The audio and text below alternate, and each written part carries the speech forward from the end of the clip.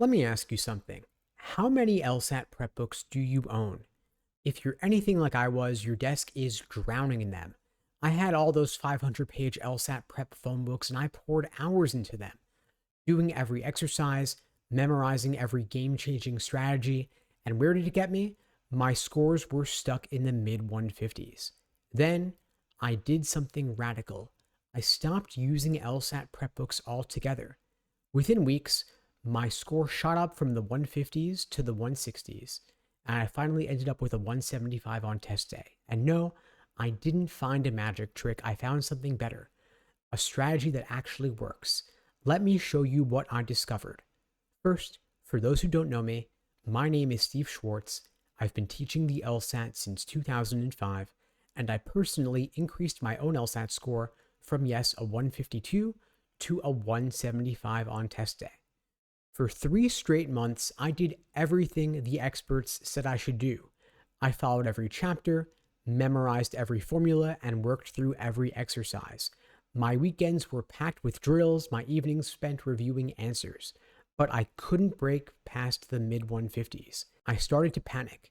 If I couldn't improve with all those 500-page LSAT prep textbooks, what hope did I have?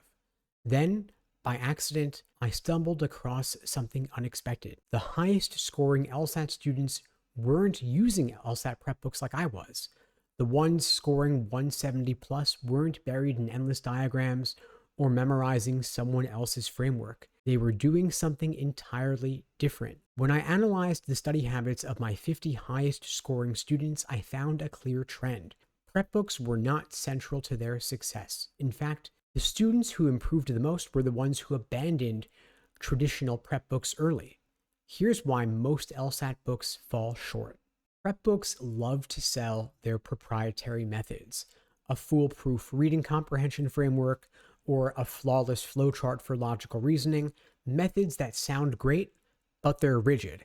They force every question into a narrow framework, which wastes time and limits your flexibility. High scorers, on the other hand, don't approach the LSAT like this. Instead, they develop fluid strategies. They adapt on the fly.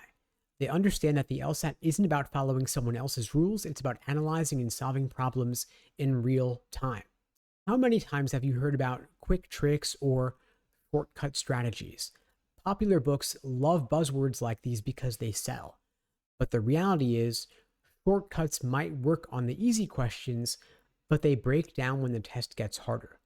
The LSAT rewards depth of thought, not surface level tricks.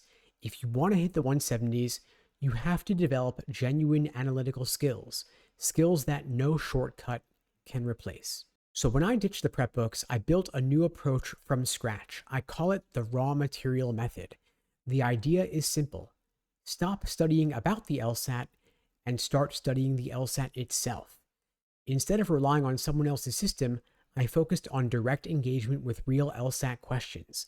This method is built on 3 key pillars: direct pattern recognition, active error analysis, and skill-based practice. Pattern recognition comes from working exclusively with real LSAT questions, not simplified examples from the prep books.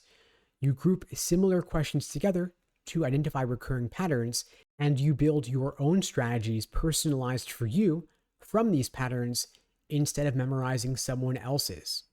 Second, active error analysis. Every time you miss a question, you log it, but you don't stop at right or wrong. Instead, you break down your thought process. Where did your reasoning fail? Did you misread, misinterpret the argument, or overlook key details? You look for trends in your mistakes and develop custom strategies to address them. This is what we do at LSAT Unplugged with the Socratic review method. It's a cornerstone of our courses and our one-on-one coaching programs. We pair you with a private one-on-one coach on a consistent weekly basis to help you analyze and review your mistakes and develop personalized strategies that work for you on LSAT test day. If you're interested in finding out more, you can check out the links below this video to book a call with me and my team. We'd be glad to help you out. Third and finally is skill-based practice. You focus on building core analytical skills in conditional logic, argument analysis, and close reading, among other areas. And then you practice these skills outside of the LSAT. For example, you analyze editorial arguments or break down logical patterns in podcasts.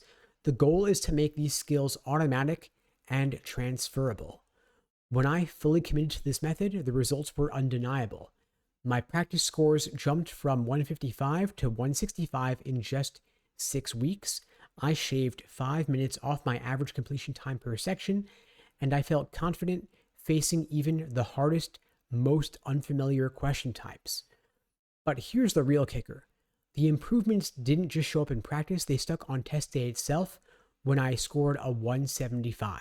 To recap, the real problem with prep books is that they focus on teaching about the LSAT instead of engaging with the LSAT. The questions in the books are often oversimplified and unrealistic. They miss the subtle complexity and nuance of real LSAT questions, so when test day comes, you're blindsided. If you want to truly excel on the LSAT, you need to immerse yourself in the LSAT itself because that is where the magic happens. So if you're ready to escape the prep book trap, here's your action plan. Step 1, build your foundation. Spend your first week learning basic LSAT concepts. Focus on understanding question types and foundational skills, and use exclusively official LSAT materials like the real administered LSAT practice tests. Step 2, develop your skills. Practice real LSAT questions daily. Keep a detailed error log and analyze your thought process using a system like the Socratic review method, and group similar questions together to identify the patterns in their reasoning. Now, step 3, refine your process. Time yourself on individual questions before attempting full sections. Record yourself explaining your reasoning, then review for inefficiencies, and constantly tweak and refine your approach based on your performance. And if you'd like my help engaging in this journey, my team and I would be glad to support you. At LSAT Unplugged, we offer live online classes via Zoom, on-demand video courses, small group coaching, and one-on-one coaching. You can check out the links below to find out more and to book a call with me and my team. We'd be glad to help you out. Now, the methods I'm sharing here are not shortcuts. They do require deep thinking, consistent effort, and a willingness to analyze your mistakes. But the payoff is huge. If you develop a genuine, lasting understanding of the LSAT, that is what's going to get you that real LSAT score improvement. And if you'd like my help on that journey to 170 plus, again, links below to find out more and to book a call with me and my team. In the meantime, I wish you all the best and take care.